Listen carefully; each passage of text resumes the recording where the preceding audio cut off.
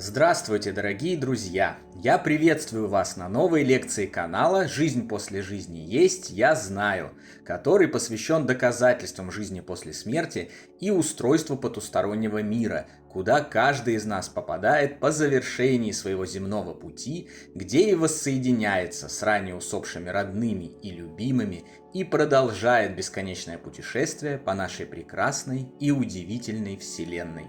Дополнительную интересную и полезную информацию за пределами лекций, ответы на вопросы о жизни после смерти, мини-влоги о моей жизни и даже приятное и позитивное общение в чате вы найдете в нашем телеграм-канале. Ссылка на него в описании видео и на экране.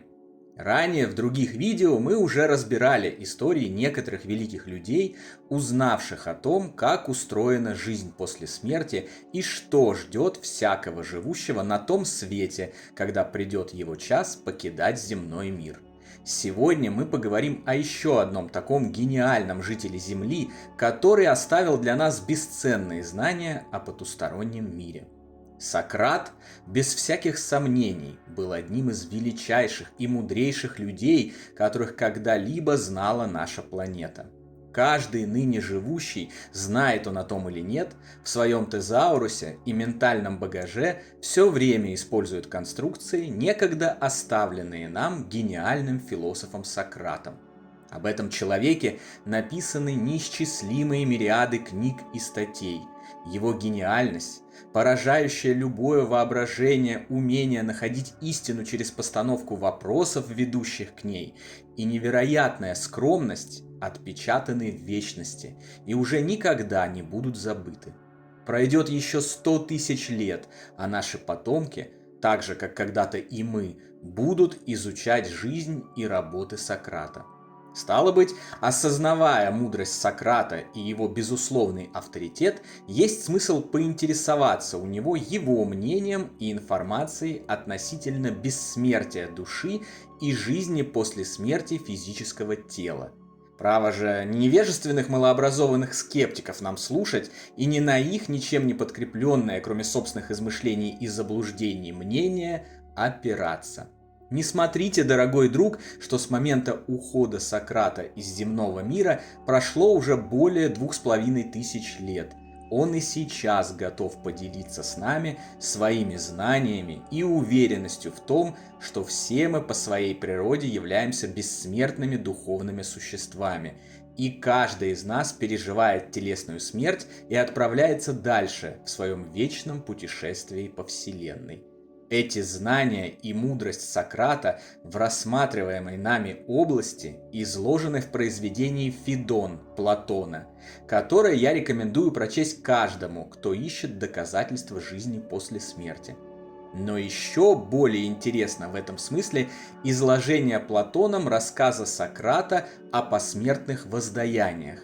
В нем Сократ поведал об опрошенном им солдате из Памфилии Эре, который, будучи серьезно ранен на войне, испытал классическое околосмертное переживание, сокращенно ОСП, и вернулся к жизни, чтобы рассказать о нем людям. Данное околосмертное переживание, случившееся за 2500 лет до того, как современные врачи стали изучать эти трансцендентные состояния, во многом совпадает, разумеется, с поправкой на укорененные в те времена ментальные конструкции и интерпретации увиденного сознанием солдата с общим массивом данных об ОСП, накопленных человечеством к текущему моменту, в очередной раз подтверждая, что видение в состоянии клинической смерти – это не какие-то галлюцинации, а вполне себе объективная реальность.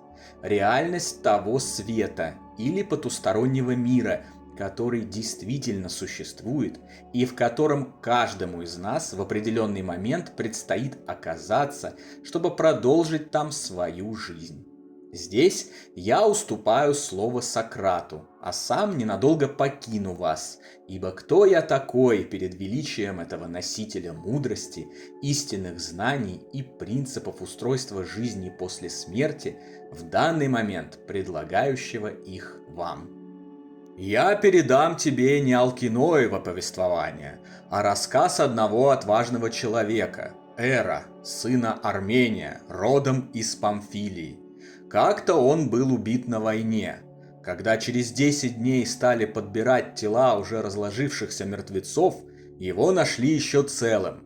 Привезли домой, и когда на 12-й день приступили к погребению, то лежа уже на костре он вдруг ожил, а оживший рассказал, что он там увидел.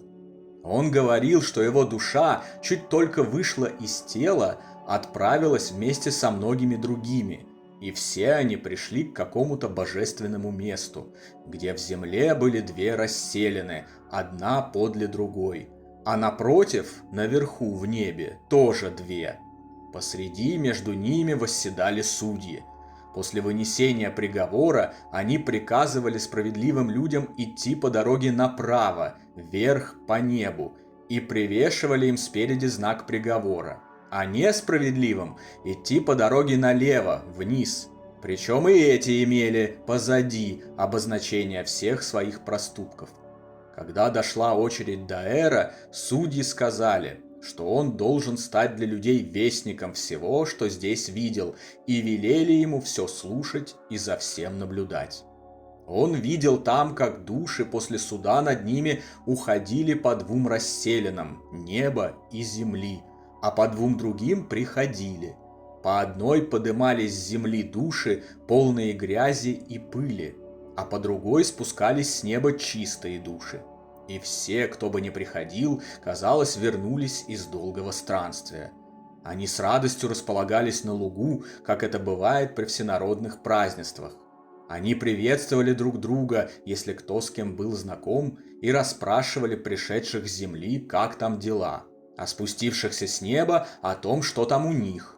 Они, вспоминая, рассказывали друг другу. Одни со скорбью и слезами, сколько они чего натерпелись и насмотрелись в своем странстве под землей, а странствие это тысячелетнее, а другие, те, что с неба, о блаженстве и о поразительном по своей красоте зрелище. Но рассказывать все подробно потребовало бы главкон много времени. Главное же, по словам Эра, состояло вот в чем. За всякую нанесенную кому-либо обиду и за любого обиженного все обидчики подвергаются наказанию в 10-кратном размере, рассчитанному на 100 лет, потому что такова продолжительность человеческой жизни, чтобы пеня была в 10 раз больше преступления. Например, если кто стал виновником смерти многих людей, предав государство и войско, и многие из-за него попали в рабство, или же если он был соучастником в каком-либо другом злодеянии, за все это, то есть за каждое преступление, он должен терпеть 10-кратно большие муки.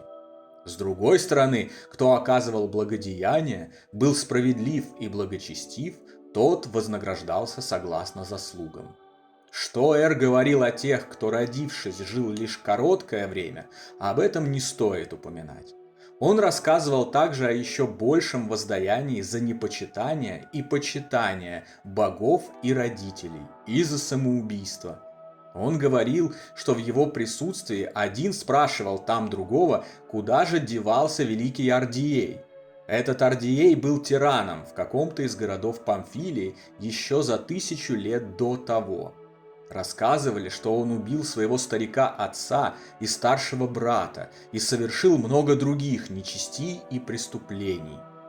Тот, кому был задан этот вопрос, отвечал на него, по словам Эра, так: «Ардией не пришел, да и не придет сюда, ведь из разных ужасных зрелищ видели мы и такое, когда после многочисленных мук были мы уже недалеко от устья и собирались войти, вдруг мы заметили Ардиея и еще некоторых. Там были едва ли не сплошь все тираны, а из простых людей разве лишь величайшие преступники. Они уже думали было войти, но устья их не принимало и издавало рев. Чуть только кто из этих злодеев, неисцелимых по своей порочности или недостаточно еще наказанных, делал попытку войти. Рядом стояли наготове дикие люди с огненным обличьем. Послушные этому реву, они схватили некоторых и увели. А Ардиея и других связали по рукам и ногам, накинули им петлю на шею, повалили на земь, содрали с них кожу и поволокли по бездорожью, по вонзающимся колючкам, причем всем встречным объясняли, за что такая казнь, и говорили, что сбросят этих преступников в Тартар. Хотя мы и натерпелись уже множество разных страхов, но всех их сильнее был тогда страх, как бы не раздался этот рев, когда кто-либо из нас будет у устья. Поэтому величайшей радостью было для каждого из нас, что рев этот умолкал, когда мы входили. Вот какого рода были приговоры и наказания, и прямо противоположными им были вознаграждения. Всем, кто провел на лугу 7 дней, на 8-й день надо было встать и отправиться в путь, чтобы за 4 дня прийти в такое место, откуда сверху виден луч света, протянувшийся через все небо и землю, словно столб, очень похожий на радугу, только ярче и чище.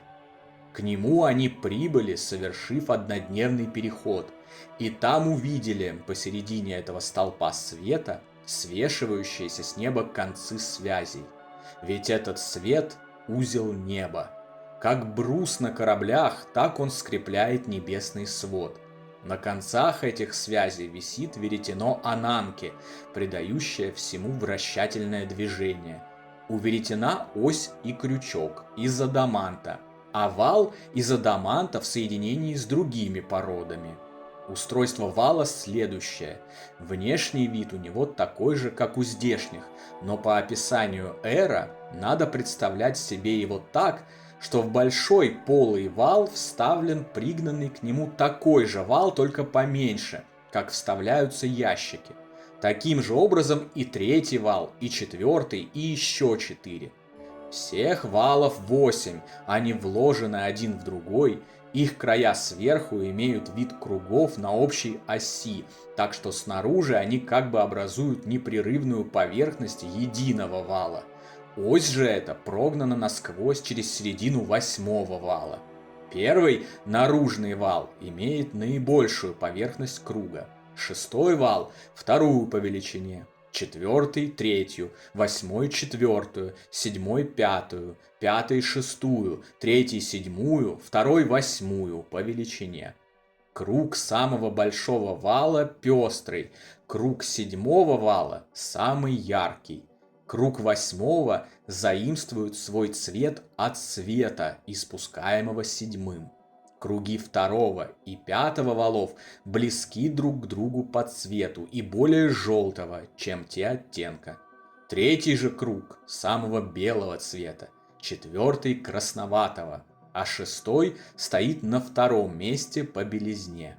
Все веретено в целом, вращаясь, совершает всякий раз один и тот же оборот, но при его вращательном движении внутренние 7 кругов медленно поворачиваются в направлении, противоположном вращению целого. Из них всего быстрее движется 8-й круг, на 2-м месте по быстроте 7-й, 6-й и 5-й, которые движутся с одинаковой скоростью. На 3-м месте, как им было заметно, стоят вращательные обороты 4-го круга. На 4-м месте находится 3-й круг, а на 5-м 2-й. Вращается же это веретено на коленях Ананки. Сверху на каждом из кругов веретена восседает по сирене, вращаясь вместе с ними. Каждая из них издает только один звук, всегда той же высоты. Из всех звуков, а их 8, получается стройное созвучие. Около сирен, на равном от них расстоянии, сидят, каждая на своем престоле, другие 3 существа. Это Мойры, дочери Ананки, Лахесис, Клоту и Атропос. Они во всем белом, с венками на головах. Влад с голосами сирен Лахесис воспевает прошлое, Клота – настоящее, Атропос – будущее. Время от времени Клота касается своей правой рукой наружного обода веретена, помогая его вращению, тогда как Атропос своей левой рукой делает то же самое с внутренними кругами. а Лахесис поочередно касается рукой того и другого. Так вот, чуть только они пришли туда, они сразу же должны были подойти к Лахесис. Некий прорицатель расставил их по порядку, затем взял с колен Лахесис жребии и образчики жизней, взошел на высокий помост и сказал: «Слово дочери Ананки, девы Лахесис, однодневные души, вот начало другого оборота, смертоносного для смертного рода. Не вас получит по жребию гений, а вы его себе изберете сами. Чей жребий будет первым, тот первым пусть выберет себе жизнь, неизбежно ему предстоящую. Добродетель не есть достояние кого-либо одного.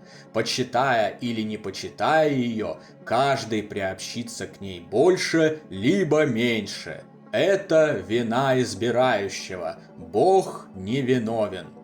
Сказав это, прорицатель бросил жребий в толпу, и каждый, кроме Эра, поднял тот жребий, который упал подле него.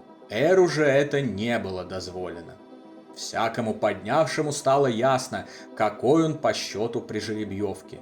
После этого прорицатель разложил перед ними на земле образчики жизней в количестве значительно большем, чем число присутствующих. Эти образчики были весьма различны. Жизнь разных животных и все виды человеческой жизни. Среди них были даже тирании, пожизненные, либо приходящие в упадок посреди жизни и кончающиеся бедностью, изгнанием и нищетой. Были тут и жизни людей, прославившихся своей наружностью, красотой, силой, либо в состязаниях, а также родовитостью и доблестью своих предков. Соответственно, была здесь и жизнь людей неприметных, а также жизнь женщин. Но это не определяло душевного склада, потому что душа непременно изменится, стоит лишь избрать другой образ жизни. Впрочем, тут были вперемешку богатство и бедность, болезнь и здоровье, а также промежуточные состояния. Для человека, дорогой Главкон, вся опасность заключена как раз здесь. И потому следует по возможности заботиться, чтобы каждый из нас, оставив без внимания остальные познания, стал бы исследователем и учеником в области этого, если он будет в состоянии его откуда-либо почерпнуть. Следует отыскать и того, кто дал бы ему способность и умение распознавать порядочный и дурной образ жизни, а из представляющихся возможностей всегда и везде выбирать лучшее. Учитывая, какое отношение к добродетельной жизни имеет все то, о чем шла сейчас речь, и сопоставляя это все между собой, человек должен понимать, что такое красота, если она соединена с бедностью или богатством, и в сочетании с каким состоянием души она творит зло или благо, а также, что значит благородное или низкое происхождение, частная жизнь, государственные должности, мощь и слабость, восприимчивость и неспособность к учению. Природные свойства души в сочетании друг с другом и с некоторыми благоприобретенными качествами делают то, что из всех возможностей человек способен, считаясь с природой души, по размышлении произвести выбор. Худшим он будет считать образ жизни, который ведет к тому, что душа становится несправедливее, а лучшим, когда она делается справедливее. Все же остальное он оставит в стороне. Мы уже видели, что и при жизни, и после смерти это самый важный выбор для человека. В Аид надо отойти с этим твердым, как адамант, убеждением, чтобы и там тебя не ошеломило богатство и тому подобное зло, и чтобы ты не стал тираном, такой и подобной ей деятельностью не причинил бы много непоправимого зла и не испытал бы еще большего зла сам. В жизни всегда надо уметь выбирать средний путь, избегая крайностей, как по возможности в здешней, так и во всей последующей. В этом высшее счастье для человека. Да и вестник из того мира передавал, что прорицатель сказал тогда вот что. Даже для того, кто приступит последним к выбору, имеется здесь приятная жизнь, совсем неплохая, если произвести выбор с умом и жить строго. Кто выбирает в начале, не будь невнимательным, а кто в конце, не отчаивайся. После этих слов прорицателя сразу же подошел тот, кому достался первый жребий. Он взял себе жизнь могущественнейшего тирана. Из-за своего неразумия и ненасытности он произвел выбор, не поразмыслив, а там таилась роковая для него участь – пожирание собственных детей и другие всевозможные беды. Когда он потом, не торопясь, поразмыслил, он начал бить себя в грудь, горевать, что, делая свой выбор, не посчитался с предупреждением прорицателя. Винил в этих бедах не себя, а судьбу, божества, все что угодно, кроме себя самого. Между тем, он был из числа тех, кто явился с неба и прожил всю свою предшествовавшую жизнь при упорядоченном государственном строе. Правда, эта его добродетель была всего лишь делом привычки, а не плодом философского размышления. Вообще говоря, немало тех, кто пришел с неба, попалось на этом, потому что они не были закалены в трудностях.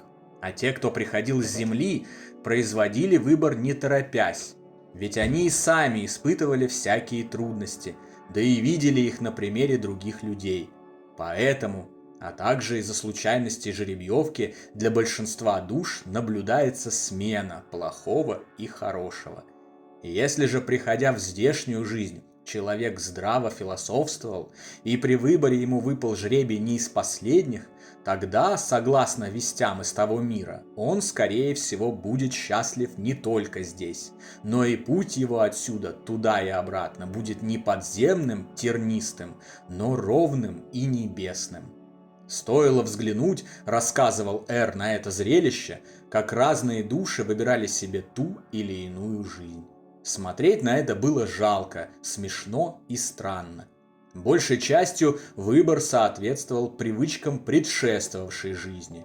Эр видел, как душа бывшего Орфея выбрала жизнь лебедя из-за ненависти к женскому полу, так как от них он претерпел смерть. Его душа не пожелала родиться от женщины. Он видел и душу Фамиры, она выбрала жизнь соловья. Видел он и лебедя, который предпочел выбрать жизнь человеческую. То же самое и другие мусические существа. Душа, имевшая 20-й жребий, выбрала жизнь льва. Это была душа Аякса, сына Теламона. Она избегала стать человеком, памятуя об истории с присуждением доспехов. После него шла душа Агамемнона. Вследствие перенесенных страданий она тоже неприязненно относилась к человеческому роду и сменила свою жизнь на жизнь орла. Между тем выпал жребий душе Аталанты. Заметив, каким великим почетом пользуется победитель на состязаниях, она не могла устоять и выбрала себе эту участь. После нее он видел, как душа Эпея, сына Панопея, входила в природу женщины, искусной в ремеслах. Где-то далеко, среди самых последних, он увидел душу Ферсита, этого всеобщего посмешища. Она облачалась в обезьяну. Случайно, самой последней из всех, выпал жребий идти выбирать душе Одиссея. Она помнила прежние тяготы и, отбросив всякое честолюбие, долго бродила, разыскивая жизнь обыкновенного человека, далекого от дел. Наконец, она на силу нашла ее, где-то валявшуюся. Все ведь ею пренебрегли, но душа Одиссея, чуть ее увидела, сразу же избрала себе, сказав, что то же самое она сделала бы и в том случае, если бы ей выпал первый жребий. Души разных зверей точно так же переходили в людей и друг в друга. Несправедливые в диких, а справедливые в кротких. Словом, происходили всевозможные смешения. Так вот, когда все души выбрали себе ту или иную жизнь, они в порядке жребия стали подходить к Лахесис. Какого кто избрал себе гения, того она с ним и посылает, как стража жизни и исполнителя сделанного выбора. Прежде всего, этот страж ведет душу Клота под ее руку и под кругообороты вращающегося веретена. Этим он утверждает участь, какую кто себе выбрал по жребию. После прикосновения к Клота он ведет душу к пряже Атропос, чем делает нити жизни уже неизменными. Отсюда душа, не оборачиваясь, идет к престолу Ананки и сквозь него проникает. Когда и другие души проходят его насквозь, они все вместе в жару и страшный зной отправляются на равнину Леты, где нет ни деревьев, ни другой растительности. Уже под вечер они располагаются у реки Амилет, вода которой не может удержаться ни в каком сосуде. В меру все должны были выпить этой воды, но кто не соблюдал благоразумия, те пили без меры, а кто ее пьет таким образом, тот все забывает. Когда они легли спать, то в самую полночь раздался гром и разразилось землетрясение. Внезапно их понесло оттуда вверх, в разные стороны, к местам, где им суждено было родиться. И они рассыпались по небу, как звезды. Эру же не было дозволено испить этой воды. Он не знает, где и каким образом душа его вернулась в тело. Внезапно очнувшись на рассвете, он увидел себя на костре. Заключение – призыв соблюдать справедливость. Таким-то вот образом, Главкон, сказание это спаслось, а не погибло. Оно и нас спасет, если мы поверим ему, тогда и мы через Лету легко перейдем и души своей не оскверним. Но в убеждении, что душа бессмертна и способна переносить любое зло и любое благо, мы все, если вы мне поверите, всегда будем держаться вышнего пути и всячески соблюдать справедливость вместе с разумностью, чтобы пока мы здесь, быть друзьями самим себе и богам. А раз мы заслужим себе награду, словно победители на состязаниях, отовсюду собирающие дары, то и здесь, и в том тысячелетнем странстве, которое мы разбирали, нам будет хорошо. Вот такой удивительный и невероятный рассказ о жизни после смерти оставил для нас Сократ. Сразу после ознакомления с этим рассказом вам может все показаться очень сложным и непонятным. Какие-то суды, наказания и вознаграждения, веретена, круги, мифические существа и так далее.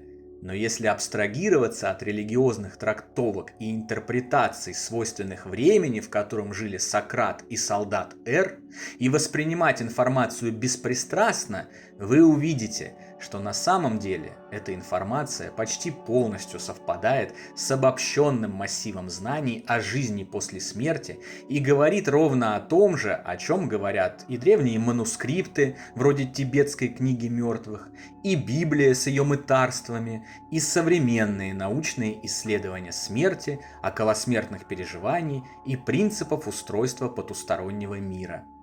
Так же, как и все остальное, эта информация показывает, что жизнь однозначно не завершается со смертью биологического тела, что все в нашей жизни решаем мы сами, что все без исключения зависит только от нас, и что мы сами определяем для себя меру благополучия нашей реальности. А значит, полностью в наших силах сделать эту реальность прекрасной и великолепной. И раз уж все в наших руках, так давайте же не будем медлить и приступим к решению этой важной задачи уже прямо сейчас. На сегодня это все, дорогие друзья.